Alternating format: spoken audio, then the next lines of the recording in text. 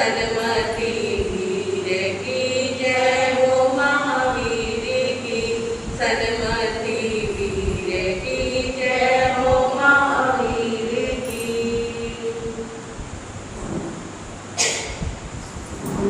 अनंतकारी शासनपति श्रवण भगवान महावीर स्वामी को अनंत अनंत वंदन करने के पश्चात परम पूज्य परम श्रद्धेय मेरी आस्थाओं के सुमेरु शिखर पूज्य गुरुदेव एवं मेरे जीवन के निर्माता श्री गुन्नी जी महाराज के पवित्र पावन चरण कमलों में रहकर जो कुछ भी मैं अपनी अल्प बुद्धि द्वारा ग्रहण कर रही हूँ वह आपके समक्ष कहने का प्रयास करूं। उपस्थित धर्म प्रेमी श्रोतागण, आप सभी भगवान महावीर स्वामी की मंगलमय धर्म देशना को श्रवण कर रहे हैं, सुन रहे हैं। जीवन में यदि कुछ त्यागने योग्य है तो वो है हमारा अहंकार। बंधुओं, यदि ये हमारे से दूर हो जाए तो सभी कषाय स्वतः ही शांत हो जाते हैं। क्रोध कब आता है? जब हमारे अहंकार को चोट पहुंचती है। जब ये अहंकार ही नहीं रहेगा भगवान महावीर स्वामी ने अपने क्रोध पर विजय प्राप्त की। कैसे की और क्यों की? क्योंकि भगवान महावीर स्वामी को साधना काल में कोई उपसर्ग देता, कोई गाली भी देता, कोई डंडे मारता, कोई पत्थर बरसाता, ना जाने प्रभु को साधना काल में क्या क्या सहन करना पड़ा।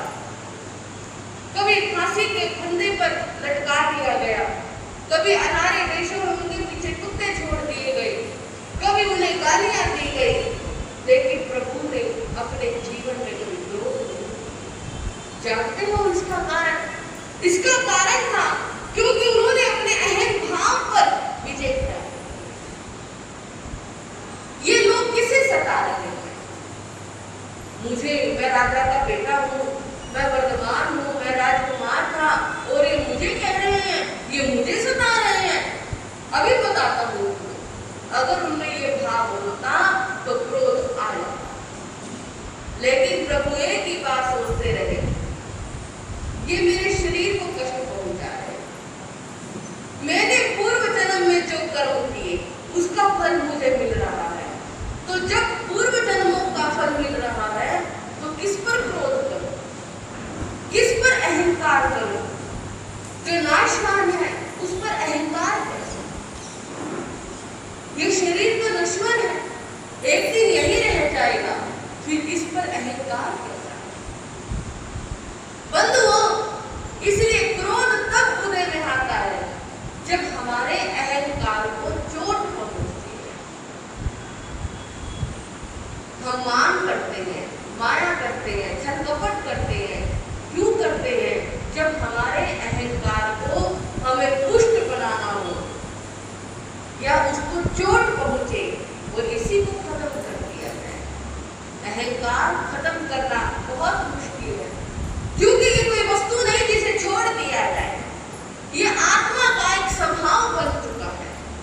इंसान खत्म हो जाता है, अगली यात्रा शुरू हो जाती है, लेकिन ये चारों कषाय पीछा नहीं छोड़ेंगे। जहां जाओगे पीछे पीछे चलेंगे, जहां जाओगे, जिस जन्म में जाओगे, चाहे देवता बन जाओ, चाहे मनुष्य बन जाओ, चाहे त्रियंज बन जाओ, चाहे नरक में चले जाओ, ये कभी पीछा नहीं। लेकिन प्रयास करना चाहिए, हमें ये चिंतन करना चाहिए। हमारा चिंतन हमें इससे बचाकर रखेगा। मैं कौन हूँ, मैं कहाँ से आया हूँ, मेरी क्या हैसियत है, मैं क्या करने के लिए आया हूँ। जब ये बात आ जाएगी तो बंधुओं, अहंकार स्वतः ही पीछे छूट जाता है।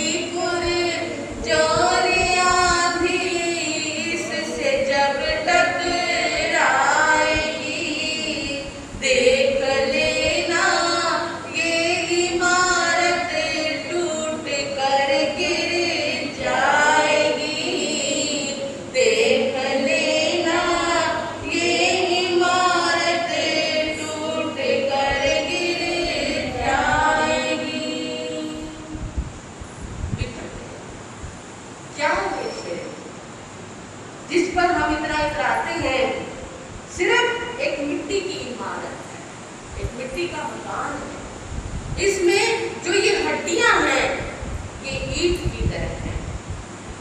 खून का गारा जैसे मिट्टी होती है वैसे ही खून है। क्या है बंधुओं? चंद सांसों पर खड़ा,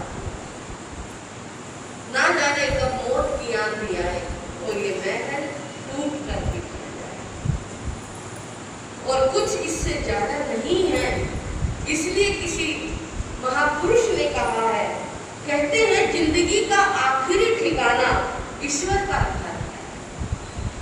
कहते हैं जिंदगी का आखिरी ठिकाना ईश्वर का घर है। कुछ अच्छा कर ले मुसाफिर, किसी के घर खाली हाथ नहीं जाते। हम किसी के घर जाते हैं मेहमान बनकर, खाली हाथ जाते हैं। अपने साथ कितने तोहफे लेकर जाते हैं, बढ़िया से बढ़िया लेकर जाते हैं। तो यहाँ से हमें ईश्वर के घर की यात्रा करनी है, तो वहाँ खाली हाथ क्यों जा रहे हो? वहाँ भी कुछ अच्छा लेकर जाओ, कुछ बताने लायक लेकर जाओ। कल जब हमारी अटेंडेंस लगेगी वो हमसे पूछेंगे क्या लेकर आए, कितना कमाया, क्या है तुम्हारे पास में, तुम्हारा बजट क्या है, तो हमें बताने में परेशानी ना हो। बंधुओं, कल आप एक कथा सुन रहे थे, एक सेठ जिसको देखकर मुनि मुस्कुरा देते थे। सेठ जी ने मुनि का रास्ता रोक लिया, पूछा क्या आप जब भी मुझे देखते हो हंसने लग जाते हो, आखिर बात क्या? मुनि ने पहले तो बताने से इनकार कर दिया, लेकिन सेठ जी ने जब बहुत ज्यादा कहा, उन्होंने बताना शुरू किया। दो बातें उन्होंने बताई कि जिस जिंदगी पर तू इतबार कर रहा है, जिन सांसों पर तू गरूर कर रहा है, अभिमान कर रहा है, वो सांसें अब ज्यादा लंबे समय तक तेरा साथ देने वाली नहीं है। जिंदगी के सिर्फ 7 दिन बाकी रह गए हैं और तेरी मृत्यु बहुत करीब। अच्छा, दूसरी बात, आप दूसरी बार मुझे देखकर क्यों हंसे थे? उन्होंने बताया था, जिस पोते पर तू बड़ा घमंड कर रहा है, अहंकार कर रहा है, जिसको तू अपना वारिस समझता है, जो तेरे वंश को आगे बढ़ाने वाला है, तू ऐसा सोचता है, देख लेना एक दिन वही तेरे कुल को नाश करने वाला होगा, तेरे वंश को समाप्त करने वाला होगा।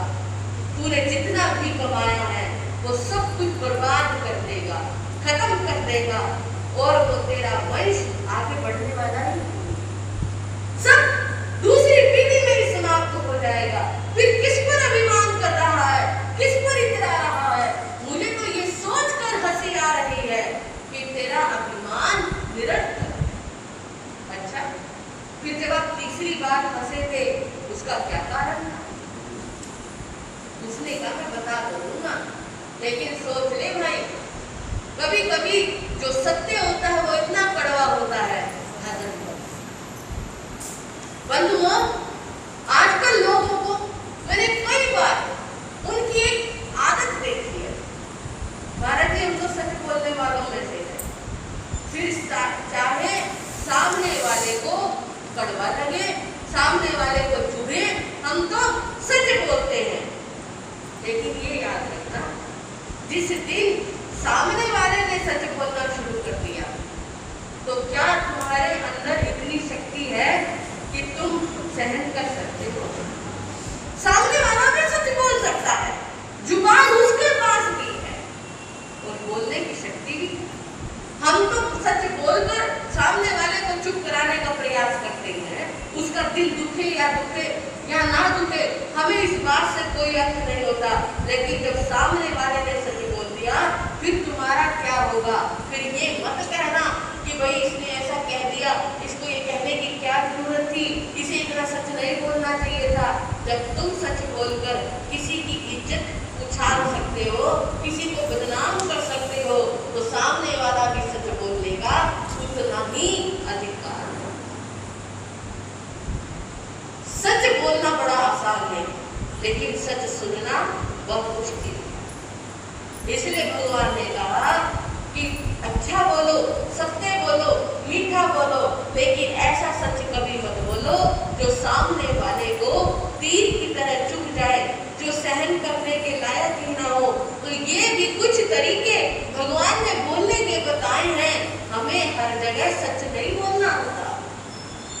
कई बार सच होता हुआ देखकर भी चुप रहने नहीं दिया। क्यों?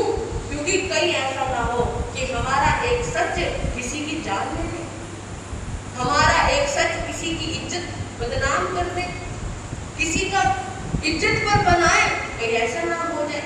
तो इसलिए कई जगह चुप रहने में ही भलाई। मुझे भी यही कह रहे हैं कि देखो सेठ जी, मैंने 2 सच आपको बता दिए, तीसरा सच ना ही जानो तो ज्यादा बढ़िया है। कहते नहीं महाराज जी, मुझे तो तीसरा सच भी जानना है कि आखिर रात मुझे देखकर शाम को क्यों। ठीक है, सुनो। आए सुनो सेठ ये मेरी, मैं बात अनोखी बताता हूँ। आए सुनो सेठ ये मेरी, मैं बात अनोखी बताता हूँ। क्यों हंसता था मैं तुझ पे, ये राज तुझे समझाता हूँ। क्यों हंसता था मैं तुझ पे, ये राज तुझे समझाता हूँ। जिस बकरे को मार भगाया, दया धर्म को समझाना। जिस बकरे को मार भगाया, दया धर्म को समझाना। इसी जन्म का पिता था तेरा, मर कर बकरा वो बना। इसी जन्म का पिता था तेरा, मर कर बकरा वो बना। सुन सेठ बात अब मेरी, क्यों अखियां नीर बहाता तू। सुन सेठ बात अब मेरी, क्यों अखियां नीर बहाता तू। क्यों हंसता था मैं तुझ पे, ये राज तुझे समझाता हूँ। क्यों हंसता था मैं तुझ पे, ये राज तुझे समझाता हूँ। सेठ जी शाम के समय आप दुकान पर बैठे, एक कसाई एक बकरा लेकर जा रहा था। उस बकरे ने आपको देखा, आपकी दुकान को देखा, उसने सोचा यहाँ मेरे बचने की उम्मीद है, और वो कसाई के हाथों से रस्सी छुड़वा कर आपकी दुकान में घुस गया। आपका फर्ज बनता था थोड़े से पैसे देकर उस बकरे को अपने दान देता। क्या करा जाता आपके पास? कितनी अरबों की प्रॉपर्टी है, अरबों का धन है आपके पास, यदि थोड़ा सा पैसा देकर उस बकरे की जान बच जाती, आपको पुण्य लगता। लेकिन नहीं, आपने ऐसा नहीं किया। बहुत अहंकार है ना आपको अपने पैसों पर, आप क्यों करोगे ऐसा? आपने उल्टा उस बकरे को डंडा मारा और उस कसाई के हाथों में। ये दृश्य देखकर मुझे हंसी आ गई। सेठ जी भी 10 दिन पहले तो आपने एक लंगर लगाया था अपने पिता की पुण्य स्मृति। ये आपके पिता की पुण्य स्मृति है और आपको आपके पिताजी बड़े प्रिय थे, आपको आपके पिता की याद आ रही थी, तो आपने सोचा मैं गरीबों में लंगर बांटूं, और आपने अपने पिता की स्मृति में एक लंगर लगवाया। बड़ा नाम हुआ आपका, दुनिया वाह करने लगी। वही सेठ देखा तो ऐसा देखा जो अपने पिता की स्मृति में लंगर लगवा रहा है। एक तरफ तो आप अपने पिता की स्मृति में लंगर लगा रहे हैं, एक तरफ आप अपने पिता का श्राद्ध करते हैं, एक तरफ पिता के श्राद्ध पर लोगों को खाना खिलाते हैं, तर्पण करते हैं, पंडितों को जिमाते हैं, हर अमावस्या पूर्णिमा पर अपने पिता के नाम की थाली निकालते हैं, क्योंकि आप अपने पिता का बड़ा मान सम्मान करते हैं। दूसरी तरफ वो बकरा, मैं अपने ज्ञान में क्या देख रहा हूँ कि वो बकरा और कोई नहीं, आपके पिता की ही आत्मा। आपके पिताजी मरकर बकरे की योनि में उत्पन्न हुए, क्योंकि उन्होंने अपने जीवन में कोई दान पुण्य किया नहीं, कोई धर्म किया नहीं, तो क्या बनेंगे वो? कोई देवलोक के देवता थोड़ी बनेंगे। अमीर इस जन्म में है तो ये थोड़ी हमने देवलोकों को भी खरीद लिया। हमने पैसों से संसार का सामान खरीदा है, कोई देवलोकों की जमीन नहीं हमने रिजर्व करवाया। आजकल बड़ा चल रहा है कि चांद पर जमीन खरीद लो, चांद पर जमीन खरीद लो। बंधुओं, चांद पर जमीन खरीद लेने से कोई आप चंद्रमा थोड़ी बन जाओगे। अरे भाई, ये ठीक है, साइंस है, विज्ञान कहता है कि चांद पर जमीन खरीद लो, लेकिन हमारा जैन धर्म तो इस बात को स्वीकार नहीं करता कि चंद्रमा देव आपको अपनी जमीन आपको क्यों देने लगे भाई। हम कहते हैं चंद्रमा का एक बहुत बड़ा विमान है, उसमें हजारों लाखों देवी देवता उनके अधीन है, भला आपकी कोई जमीन खड़कने लग जाए तो क्या आप दे दोगे? आप एक गज जमीन ही दो और आप चंद्रमा की जमीन खरीदने चले हो, चंद्रमा क्यों अपनी जमीन देने लगा? और भला अगर ऐसा संभव होता तो मरकर ही देव गति को प्राप्त किया जा सकता है, जीते जी कोई चांद पर कैसे जा सकता है? विज्ञान है, साइंस है, कुछ भी करे, हमें उन बातों में नहीं उलझना। यहाँ पर जो समझाया जा रहा है उस सेठ के पिता जो पूर्व जन्म में अमीर थे, बड़ा नाम था, लेकिन ना दान किया ना पुण्य किया, अहंकार में ही जीवन व्यतीत कर दिया, मरकर बकरे की योनि में घुसा। वो बकरा जब अपनी दुकान के आगे से निकल रहा था, उसने उस दुकान को देखा, उस बोर्ड को देखा जो उसका लगा हुआ था, उसके नाम का लगा हुआ था। उसे कुछ याद आया, लगा ये दुकान जानी नहीं चाहिए। अरे ये दुकान तो मेरी अपनी है, क्यों ना मैं अपने जीवन को बचाने के लिए अपनी ही दुकान में प्रवेश कर जाऊं, घुस जाऊं, तो शायद मेरी जीवन रक्षा हो जाए। और वो बकरा बेचारा उस दुकान में घुस जाता है, लेकिन उसको क्या पता था कि उसका ही बेटा उसे डंडे मारकर दुकान से उठा। अगर आप अपने पिता से प्यार करते तो शायद आप उस बकरे को बचा लेते, वो और कोई नहीं, आपके पिता की ही आत्मा थी। सेठ ने सुना, सुनकर आंखों से आंसू बहने लगे। महाराज मैं जाता हूँ, अभी उस बकरे को खरीद लेता हूँ। मुनि कहने लगे सेठ जी अब कुछ होने वाला नहीं है, अब तो कसाई ने कब का उसे खत्म कर दिया है। सेठ जी बस यही सोचकर मैं हंस रहा था, एक तरफ तो ये अपने पिता की फोटो पर माला चढ़ाता है, धूप अगरबत्ती करता है, उसके नाम के लंगर लगाता है, उसके नाम की श्रद्धांजलि मनाता है, दूसरी तरफ उसके पिता की आत्मा किस तरह से तड़प रही है, छटपटा रही है, उस बकरे की रक्षा भी नहीं कर पाता। अब बताओ जब मैं ये देख रहा हूँ तो हंसी नहीं आएगी तो क्या आएगा?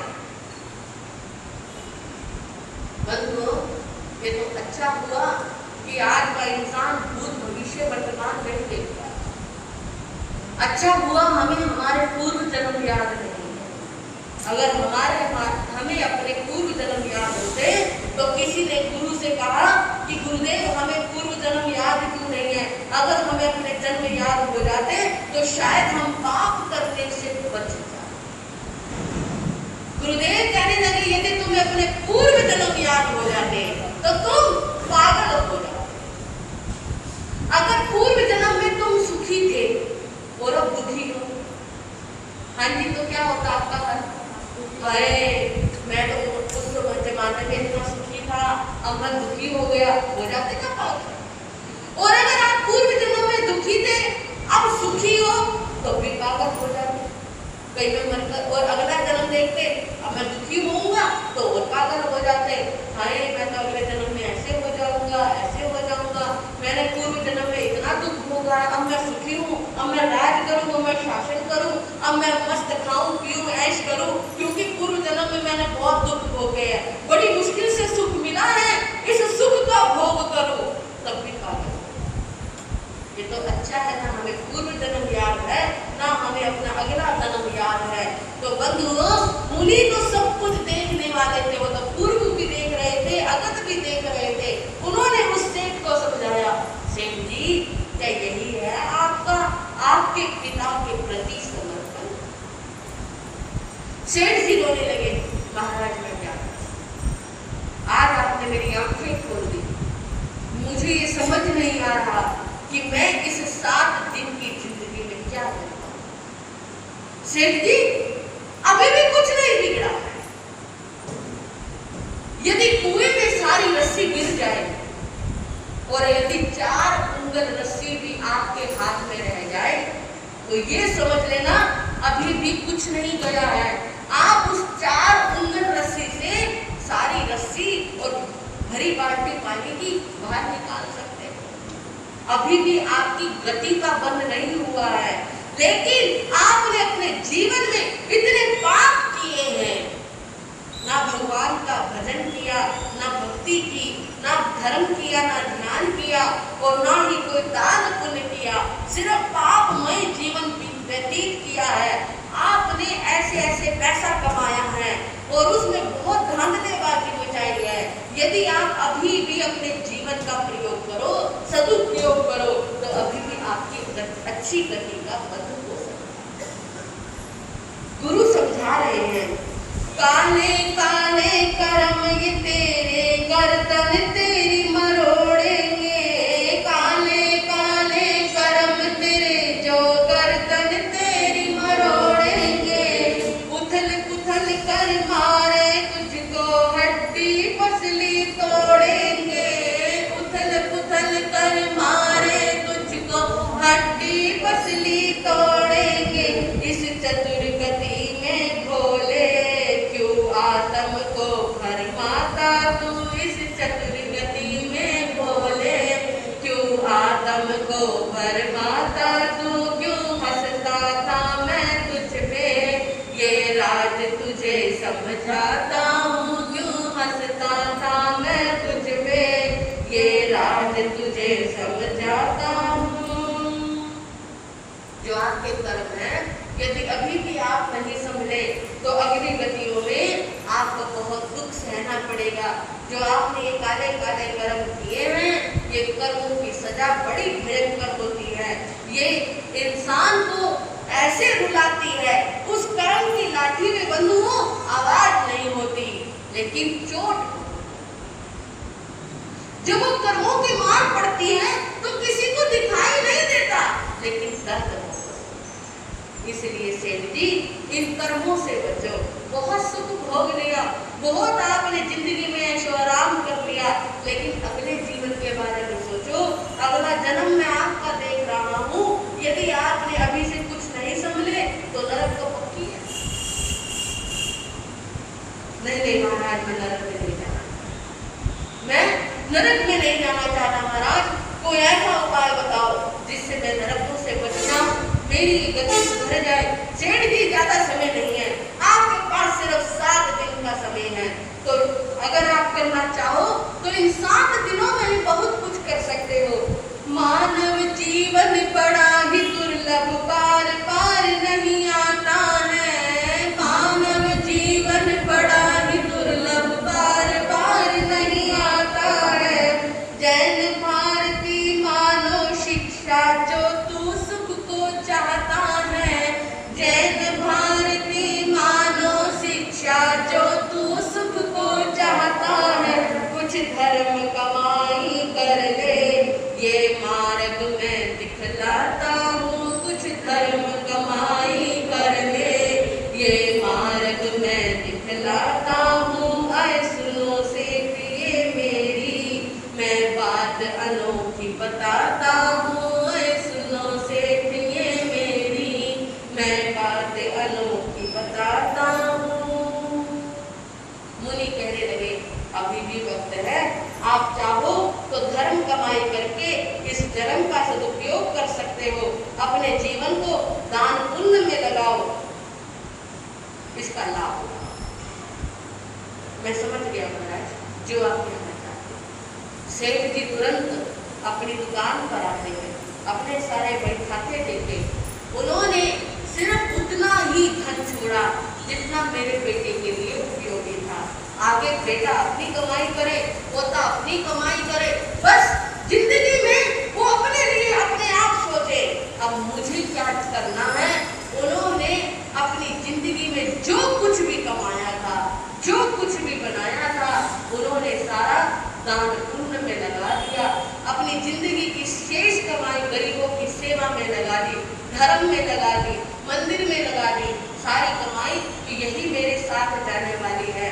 जो पोता मेरा कल को ये धन नष्ट करने वाला है, ये जो मेरे बनाए हुए संपत्ति को समाप्त करने वाला है, इस संपत्ति को पहले ही सत्कार्यों में लगा जाता हूँ, पहले ही दान पुण्य में लगा जाता हूँ। अरे वो क्या खत्म करेगा, मैं उसके लिए छोड़ूंगा तब वो खत्म करेगा ना, वो जाने उसका बाप जाने, लेकिन मुझे अपने लिए अगली कमाई करने के लिए अब मुझे सोचना है।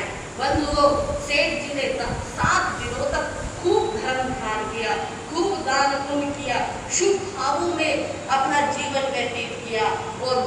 ऐसे ब्रह्म हो जहाँ नरकों में जाने वाले थे श्रेष्ठ देवलोक की गति को प्राप्त किया। किसके कारण? गुरु के कारण। गुरु की एक मिनट की संगति भी हमारे जीवन को बदल सकती है यदि सच्चे गुरुओं का शरणा मिल जाए। इसलिए बंधु कहते हैं सत्संग की आधी घड़ी आधी से भी आधी, सच्ची संगत साधु की हने कोटि अपराध। यदि सत्संग की आधी से भी घड़ी, आधी से भी आधी घड़ी यानी 15 मिनट, 20 मिनट, आधा घंटा हमें मिल जाए तो वो भी हमारे जीवन के अनेक कोटि अपराध, कोटि कोटि अपराधों को समाप्त करने वाली हो सकती है, हमारे पापों को समाप्त कर नाश करने वाली हो सकती है, हमारे शुभ कर्मों का उदय करने वाली हो सकती है। क्योंकि बंधुओं गुरुओं के मुखारविंद से जो प्रभु महावीर की वाणी निकलती है, कब हमारी आत्मा को छू जाए, कब हमारी आत्मा का कल्याण हो जाए, कब हम भटकते हुए जीवों को सदराह मिल जाए, कुछ सत्संग का बड़ा महत्व होता है, गुरुओं के दर्शनों का बड़ा महत्व होता है।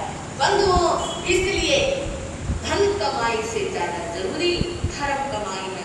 वो तो 24 घंटे कमाना ही कमाना है, लेकिन धर्म कमाई का सिर्फ 1 घंटे का अवसर यदि हमें मिल रहा हो तो उसका लाभ उठाने से कभी वंचित नहीं रहना चाहिए। कहाँ 23 घंटे पाप की कमाई, कहाँ 1 घंटा धर्म की कमाई। लेकिन देखना बंधुओं फिर भी आप यदि 1 घंटा हम प्रतिदिन धर्म की कमाई करते हैं तो धर्म का पलड़ा पाप के ऊपर भारी पड़ जाता है, तो वही हमारे साथ जाने वाला होता है। हमारा एक जगह चतुर्मास था, वहां पर पिता पुत्र दोनों ही प्रवचन सुनने के लिए आते थे। उनका कपड़े का काम था, सवेरे सवेरे जाकर 7 बजे दुकान खोलनी होती थी, लेकिन दोनों ने सोचा चलो भाई प्रवचन सुन के जाएंगे, दुकान थोड़ी लेट खोल लेते। लेकिन जब वो दुकान पर जाते उन्हें लगता भाई ऐसे तो 10 बज जाते हैं, हमारे तो पता नहीं कितने ग्राहक निकल जाते होंगे, और लोग तो 7-7 बजे दुकान खोल लेते हैं, हम 10 बजे खोलते हैं, तो हमारे तो पता नहीं कितने ग्राहक चले जाते होंगे। एक दिन ऐसा हुआ कि पिता तो प्रवचन में आ गया, उसका बेटा नहीं आया। हमने पूछ लिया क्या बात है यार, भाई नहीं कहते थी वो दुकान जल्दी चला गया। अच्छा कोई बात नहीं, अगले दिन भी ऐसा हुआ कि वो नहीं है, कहते थी दुकान जल्दी खोलनी पड़ती है, तो एक जना आ सकता है और एक जना अपना दुकान पे चला गया। तीसरे दिन उसका बेटा भी आ गया और उसके पिता भी दोनों आए। महाराज जी अब से ना मैं रोज आया करूँगा, 2 दिन मैंने दुकान पर जाकर गलती कर दी। क्या बात हुई? मैं उसकी बताई हुई बात बता रही हूँ। वो कहने लगा जी मैंने सोचा कि जब तक हम दुकान पर पहुँचते पता नहीं कितने ग्राहक निकल जाते होंगे। कहते जी 2 दिन मैं दुकान पर जल्दी जाकर बैठ कर देख लिया, पूरा दिन एक ग्राहक नहीं। जो कमाई मैं प्रतिदिन करता था और दिन जल्दी जाकर बैठा तो उतनी कमाई भी नहीं हुई, ग्राहक भी अच्छे नहीं आए। लेकिन जब मैं प्रवचन सुनकर जाता था, मंगल पाठ सुनकर जाता था, तो जो मैं सोचता था कि 2 घंटे में पता नहीं कितने ग्राहक निकल गए, वो जाकर बैठता था तो तभी बोनी होनी शुरू हो जाती थी। धर्म का हम सोचते हैं कि ना जाने कितने ग्राहक चले जाएंगे, लेकिन हम ये सुक्ति भूल जाते हैं कि जितना हमारे भाग्य में लिखा है उतना तो आएगा, ना उससे ज्यादा आ सकता ना उससे कम आ सकता। ग्राहक सुबह नहीं आया तो वो आपकी पूर्ति हो जाएगी, चाहे कहीं ना कहीं से हो, रात को हो शाम को कोई नया ग्राहक आ जाएगा, पुराना चला गया तो।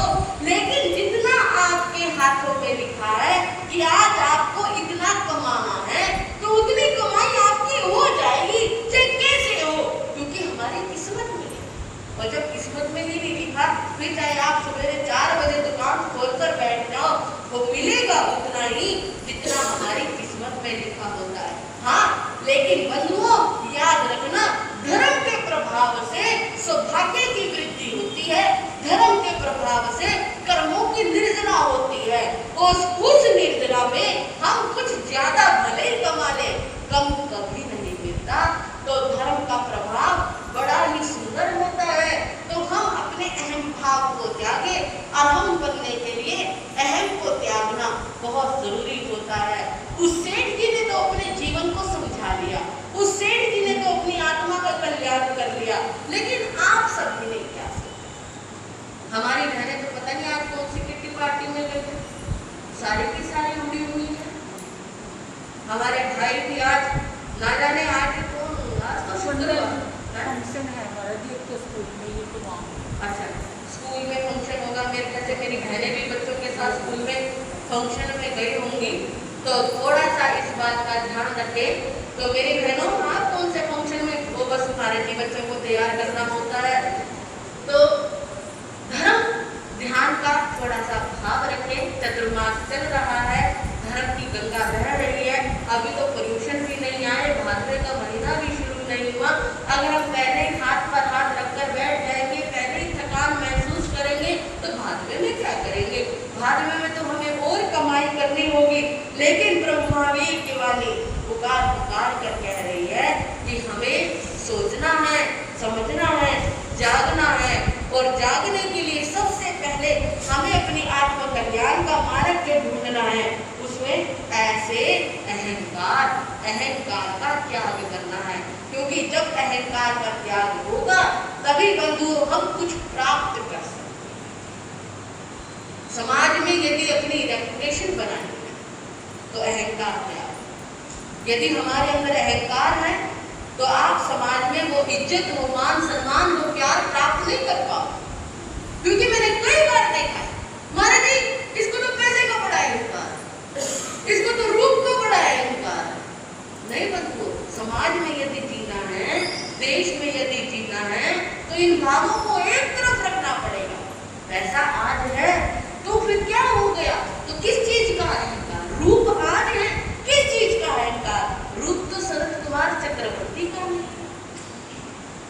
उनका भी रूप ढल गया। तो फिर बंधु, समाज में रहना है, देश में रहना है, परिवार में रहना है, परिवार में भी अहंकार नहीं चलता।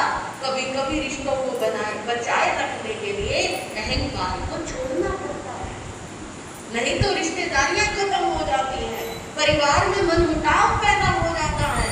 अगर रिश्तेदारियां बचानी है तो वहां पर भी अहंकार छोड़ना जरूरी है। समाज में इज्जत बनाए रखनी है, समाज में मान सम्मान प्राप्त करना है, तो वहां पर भी अहंकार छोड़ना होगा। अगर आप सब राजनीतिक व्यक्ति है तो वहां पर भी नेता लोग तो देखा है, जब वोट मांगने के लिए जाते कहते हाथ जोड़े जोड़े जोड़े जोड़े जाते। अब उनको पता है अगर मैंने जरा सी भी ऐड पे बात की तो मुझे एक वोट नहीं मिलेगा, इसलिए बेचारे यूं झुके झुके जाते हैं, क्योंकि वहां उनको अहंकार छोड़ना पड़ता है। तो जिंदगी में कुछ पाने के लिए कुछ खोना तो पड़ता ही है, क्योंकि महापुरुषों ने कहा है, क्यों अभिमान करे प्राणी, थोड़े दिन की जिंदगानी, क्यों अभिमान करे प्राणी, थोड़े दिन की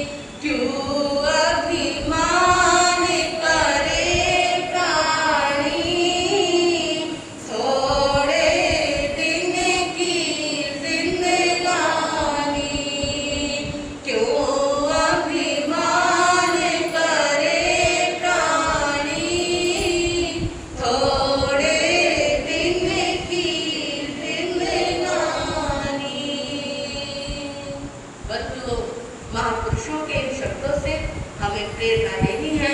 आज आपने सुना अ से अहंकार का त्याग करो, यही भगवान महावीर की वाणी बता रही है। और अब हम कल से सुनेंगे अ से अभिनय। अभिनय हमारे जीवन का परम घातक है।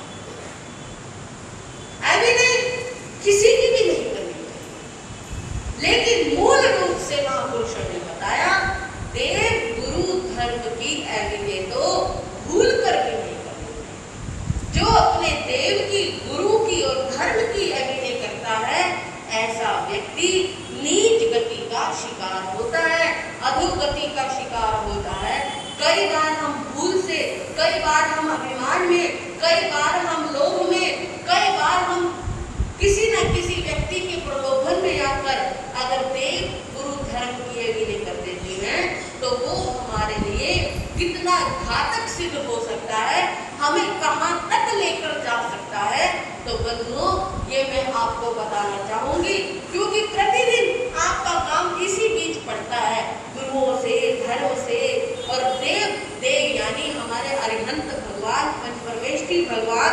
और देव सिर्फ हमारे ही नहीं, दूसरे भी कोई देव है, सनातन धर्म के है। गुरु चाहे किसी भी धर्म का हो, देव चाहे किसी भी धर्म का हो, प्रभु ने कहा है किसी की भी अभिनय मत करो।